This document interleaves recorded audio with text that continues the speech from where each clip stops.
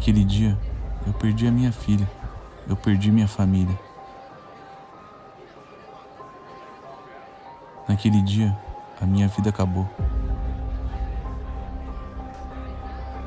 Tantas famílias destruídas por conta de uma negligência. Quanta dor, meu Deus.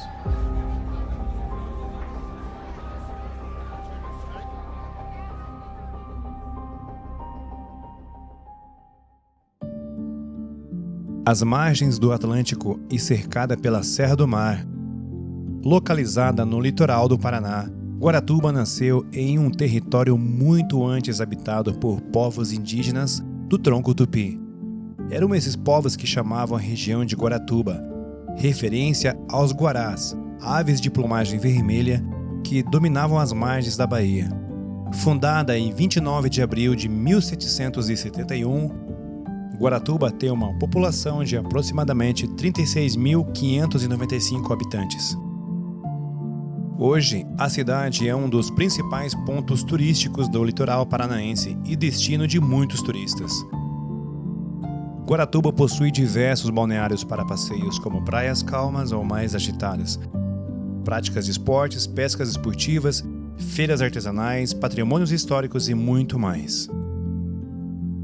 Ao som das ondas costuma embalar dias tranquilos, ergueu-se um prédio que carregava sonhos, esperança e o descanso de muitas famílias.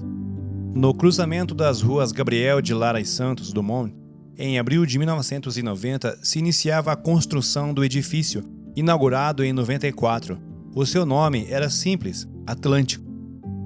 Mas em janeiro de 1995, esse nome se tornaria sinônimo de uma das maiores tragédias já vividas em Guaratuba. Essa é a história de um edifício que caiu e das vidas que jamais deveriam ter sido esquecidas. O prédio, construído há apenas 2 anos, desabou em alguns segundos. Eram 6 andares e 16 apartamentos. Na hora da tragédia, 10 da manhã, mais de 20 pessoas estavam em casa. Os vizinhos contam que, antes de tudo acontecer, operários faziam uma reforma no andar térreo e sabiam do risco de desabamento. Não houve tempo para alertar todo mundo. O trabalho de resgate foi dramático. Vizinhos e turistas que passam férias em Guaratuba ajudaram a retirar imensos blocos de concreto. Parentes dos moradores do prédio acompanharam tudo desesperados. Ai, meu Deus!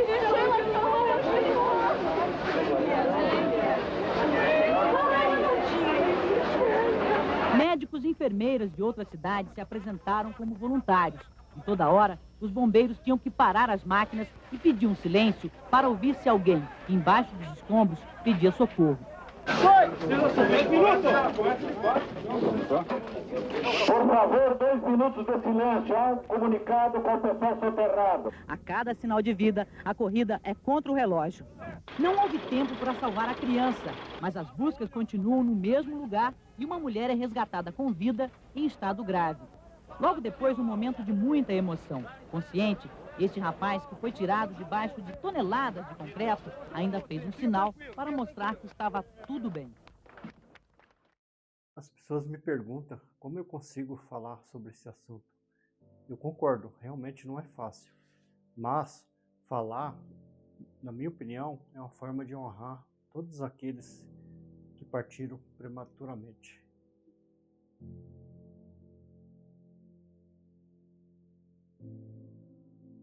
Meu nome é Guilherme Cury, eu sou um dos sobreviventes do acidente, do desabamento que aconteceu com o edifício Atlântico em 1995 em Guaratuba. Naquele pequeno instante que para mim durou uma eternidade, eu pensei, poxa, estou sozinho aqui, tudo escuro, não tinha visão a 1 metro de distância, e aquilo ali me marcou muito. Eu cresci carregando essa responsabilidade e senti que se eu estava vivo, eu tinha uma missão e que tinha que fazer algo. Eu acredito que temos que transformar a dor em algo que vale a pena. E eu sobrevivi. Todos os dias eu faço valer a pena essa sobrevivência. Poxa, naquele instante é como se o mundo tivesse desabado. É algo que não some, você apenas aprende a caminhar com aquilo. Depois que me resgataram, começou a passar um filme na minha cabeça. Poxa, como tantas pessoas importantes na minha vida, pessoas que é importante na vida de outras pessoas, não conseguiram escapar e somente eu fiquei. Só eu fiquei vivo, né? Esse desabamento marcou tudo. Marcou meu jeito de olhar as pessoas, de entender como as coisas funcionam, e entender também a fragilidade do ser humano como um todo. Eu sabia o que era ser vulnerável, eu sabia o que era esperar por um socorro. Eu me lembro que era uma manhã de um dia comum, realizei toda a minha rotina, como sempre, e assim, eu jamais imaginei que naquele dia ia acontecer uma tragédia tão grande, tão difícil de explicar, que, como eu falei anteriormente, me marcou muito. Então, nesse dia do acidente, me parecia ser um dia normal, uma rotina normal, né? Acordei de manhã, fiz todas as minhas coisas de costume, e assim, não dava para sentir, não dava para perceber que a gente ia passar por uma tragédia daquela, que tudo isso ia acontecer, mas de repente tudo aconteceu. Sim, nesse momento do acidente, quando eu estava preso ali, eu podia sentir e até ouvir que tinha pessoas machucadas, pessoas pedindo socorro, mas eu não conseguia salvar nem a mim mesmo, pois eu estava preso ali, e realmente isso me deu uma tristeza muito grande, de se sentir inútil, sabendo que muitas pessoas precisavam de ajuda e eu não podia ajudá-las.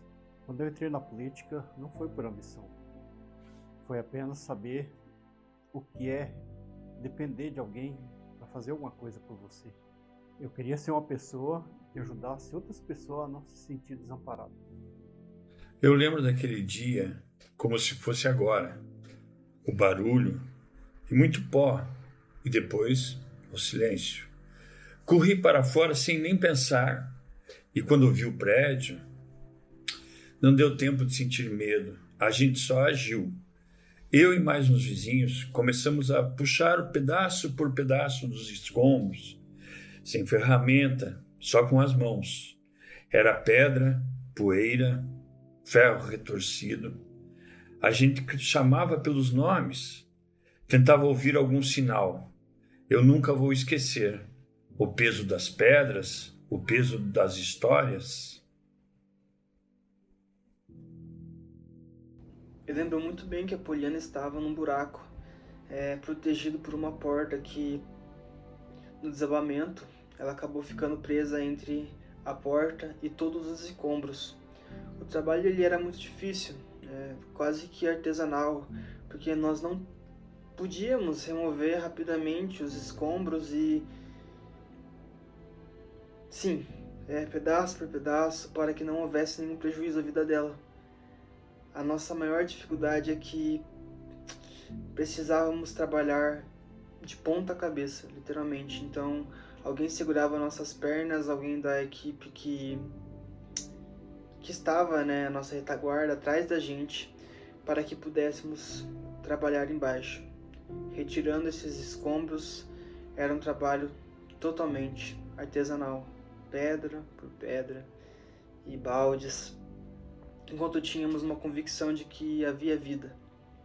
O trabalho foi realmente artesanal. Montamos a equipe rapidamente. Começamos a remover os escombros com cuidado, usando ferramentas manuais para não provocar desabamentos secundários. Ali dentro, o tempo funcionava diferente. Minutos pareciam horas. Cada barulho nos fazia parar, ouvir, respirar de novo.